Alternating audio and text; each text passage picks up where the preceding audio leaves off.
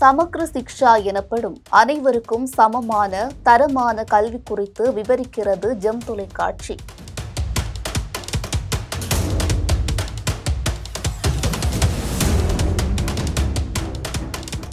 இந்த சமக்ர சிக்ஷா எனப்படும் கல்வி திட்டமானது ஒருங்கிணைந்த பல தரமான அனைவருக்கும் சமமான கல்வியை தரக்கூடியது. எல்கேஜி முதல் 12ஆம் வகுப்பு வரையிலான மாணவர்களுக்கு சமக்ர சிக்ஷா அபியான், ராஷ்டிரிய மத்தியமிக் சிக்ஷா அபியான் மற்றும் ஆசிரியர் கல்வி 3 திட்டங்களை சமக்ரா சிக்ஷம் உள்ளடக்கியது. அனைவருக்கும் கல்வி வசதி, சமநிலை, தரம் மற்றும் ஆசிரியர் கல்வி நிறுவனங்களை வலுப்படுத்துதல் போன்றவை இத்திட்டத்தின் முக்கிய பயன்களாகும். ஆசிரியர்கள் மற்றும் தொழில்நுட்பத்திற்கு ஊக்கமளித்து நிர்வாக சீர்திருத்தங்களை கொண்டு வரும் நோக்கத்துடன் கல்வியில் முழுமையான அணுகுமுறையை பின்பற்றுதல் மற்றும் கல்வியின் தரத்தில் கவனம் செலுத்துதல், மேலும் டிஜிட்டல் கற்றலை மேம்படுத்துதல், உள்ளடக்கத்தை மேம்படுத்துதல், பாலின இடைவெளியை குறைத்தல், திறன் மேம்பாடு, பிராந்திய சமநிலை மற்றும் விளையாட்டு மற்றும் உடற்கல்வி ஆகியவற்றில் வளர்ந்து வரும் முயற்சிகளை அறிமுகப்படுத்துதல்.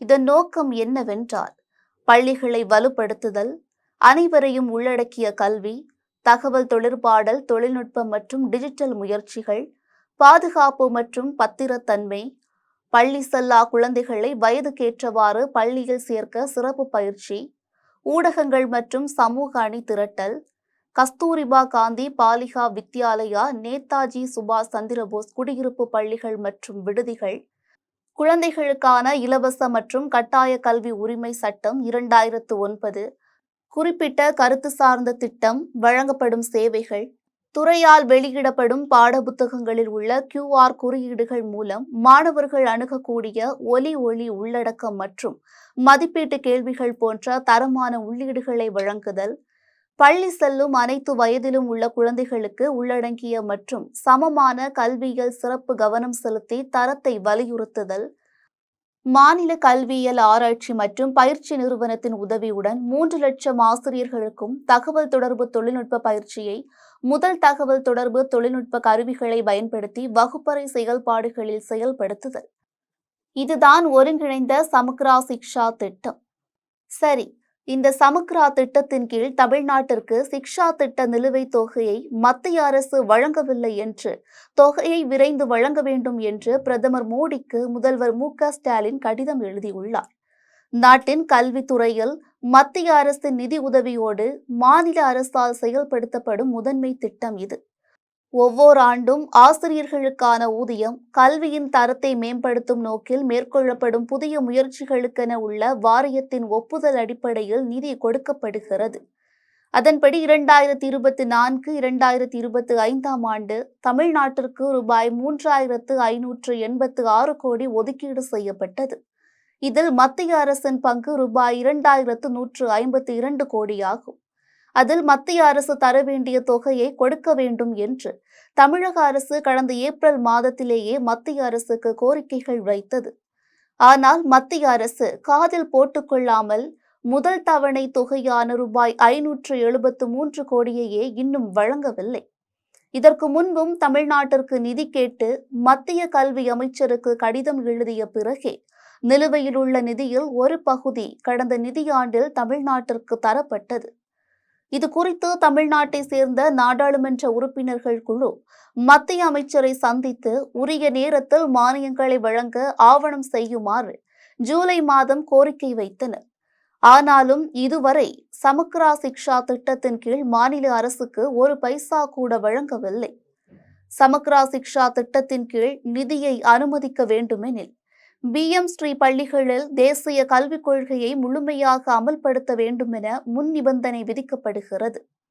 இதற்கான புரிந்துணர்வு ஒப்பந்தங்களில் கையொப்பமிட்டுள்ள மாநிலங்களுக்கு நிதி ஒதுக்கீடு செய்யப்பட்டுள்ளது. தேசிய கல்விக் கொள்கையில் குறிப்பிட்ட சில விதிகள் ஏற்புடையதாக இல்லை. BM-ஸ்ரீ பள்ளிகள் திட்டத்தில் சேர புரிந்துணர்வு ஒப்பந்தத்தில் குறைந்தபட்ச மாற்றங்களை செய்ய வேண்டும் என்ற தமிழ்நாட்டின் கோரிக்கை வைத்தது. ஆனால் அது இன்னமும் மத்திய அரசால் ஏற்றுக்கொள்ளப்படவில்லை. சமக்ரா சிக்ஷா என்ற ஒருங்கிணைந்த கல்வி திட்டத்தின் கீழ் தமிழ்நாட்டிற்கு வழங்க வேண்டிய நிதியை நிறுத்தி வைக்கும் மத்திய அரசின் இப்போதைய நடவடிக்கை பின்தங்கிய நிலையில் வாழும் லட்சக்கணக்கான குழந்தைகளின் கல்வி மற்றும் ஆசிரியர்களை நேரடியாக பாதிக்கும் என தமிழக அரசு வாதிடுகிறது. மேலும் சமக்ரா சிக்ஷா திட்டத்தின் நோக்கமான எந்த ஒரு குழந்தைக்கும் கல்வி வாய்ப்பு மறுக்கப்படக்கூடாது என்பதற்கு எதிரானதாகும். எனவே சமக்ரா சிக்ஷா திட்டத்தின் கீழ் தமிழ்நாட்டிற்கு வழங்க வேண்டிய நிலுவைத் தொகையை உடனடியாக விடுவிக்கும் விஷயத்தில் நேரடியாக தலையிட்டு கல்விக்கான கொள்கைகளில் விவாதங்கள் தேவைப்பட்டால் அதற்காக நிதி வழங்குவதை ஒப்பிடுவது தவறு. சமக்ரா சிக்ஷா திட்டத்தின் கீழ் மத்திய அரசு நிதி ஒதுக்கப்படாமல் இருப்பதால் மாநில அரசானது தன் சொந்த பங்களிப்பு நிதியை கொண்டு தற்போது வரை இந்த திட்டத்தின் கீழ் பணிகள் செயல்படுத்தப்பட்டு வருகிறது. நிதி கொடுக்காமல் இருந்தால் இனி வரக்கூடிய மாதத்தில் சுமார் 15,000 ஆசிரியர்களுக்கு சம்பளம் வழங்குவதில் சிக்கல் ஏற்படும் எனவும் கூறப்பட்டது. எதிர்க்கட்சித் தலைவர் எடப்பாடி பழனிசாமி சென்ற ஆண்டே மத்திய அரசு நிதி ஒதுக்காத போதே போராடி அதை பெற ஏன் முயற்சி செய்யவில்லை என்று தமிழக அரசை குற்றம் சாட்டியுள்ளார். அதே சமயம் மத்திய அரசையும் மாநில அரசையும் கண்டித்த அவர் உடனே எந்தவித நிபந்தனையுமின்றி 2024-26 ஆண்டிற்கான 573 கோடியை ஒதுக்க வேண்டும் என்று மத்திய அரசை கேட்டுள்ளார். பள்ளிக்கல்வித்துறை அமைச்சர் அன்பில் மகேஷ் அவர்களும் நிதி வழங்குமாறு கோரிக்கை வைத்துள்ளார்.